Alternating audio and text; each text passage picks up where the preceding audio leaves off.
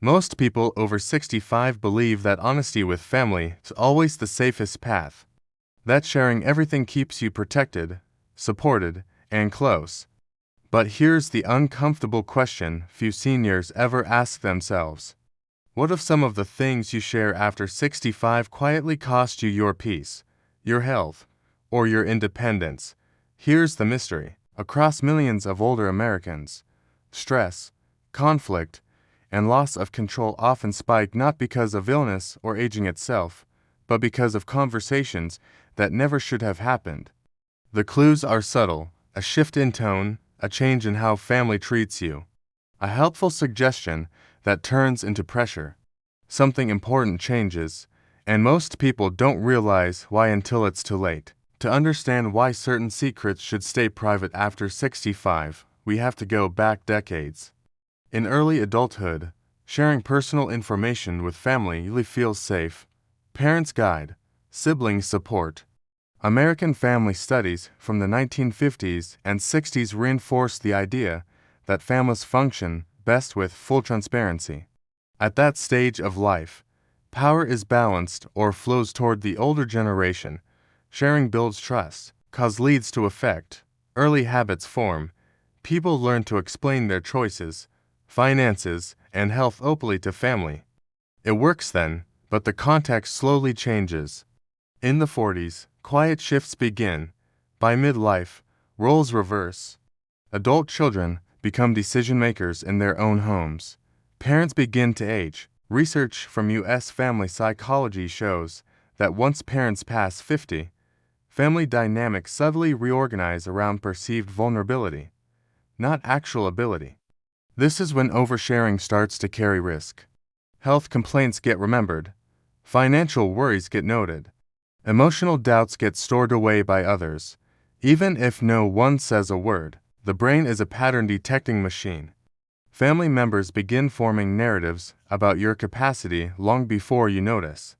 Still, nothing breaks yet. Then comes the shift after 70 that most people ignore. After 70, aging science shows a sharp rise in what researchers call protective interference. Adult children intervene more, often without being asked. According to American Health and Retirement Study data, perceived fragility, not real decline, predicts loss of autonomy. This is where secrets matter. Secret number 1 is the full extent of your fears. When seniors share every worrying about memory, balance, or the future, families often react by tightening control. The intent may be love, but the effect is stress. Studies show that perceived loss of independence increases cortisol, worsens sleep, and accelerates cognitive decline. Secret number 2 is detailed financial vulnerability. Sharing exact savings fears or inheritance plans can change how family treats you. Research on elder financial stress shows that once money becomes a topic of concern, decision-making power often shifts away from the senior. Even subtle pressure can reduce confidence and increase anxiety. Secret number 3 is unresolved regrets. Talking openly about past mistakes or guilt can reopen old family dynamics. Adult children may reinterpret your present through your past. Psychological studies show that older adults who frequently revisit regret with family experience higher depression rates than those who process privately or with peers. Secret number 4 is every health symptom. There is a difference between sharing diagnoses and sharing daily discomforts. Overreporting minor issues leads families to overestimate decline.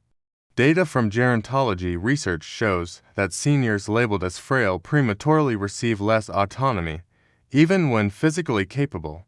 Secret number 5 is your full emotional loneliness. This one surprises most people. When seniors express deep loneliness to family, relatives often try to fix it quickly by suggesting moves, living arrangements, or lifestyle changes that reduce independence. Studies show that emotional validation helps, but reactive solutions often backfire.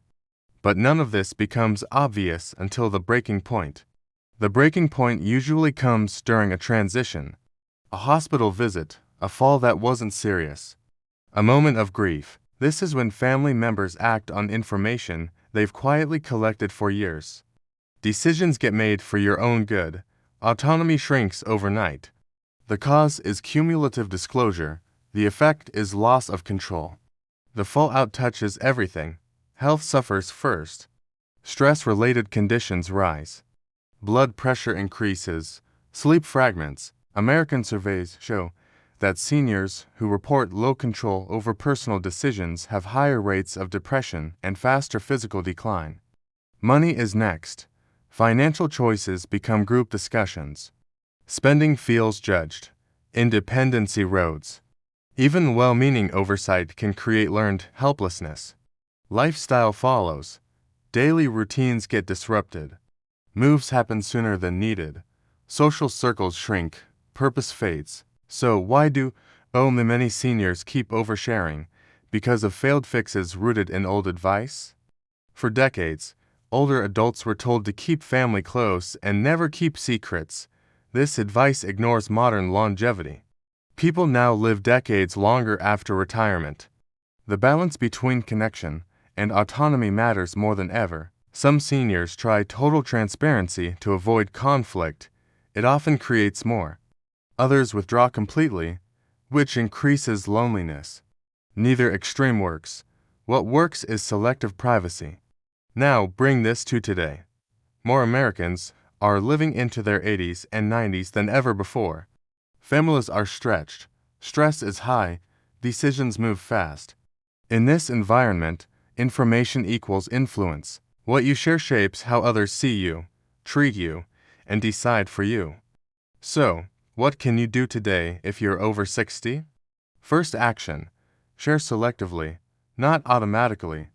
Ask yourself, will this information increase trust without reducing my independence?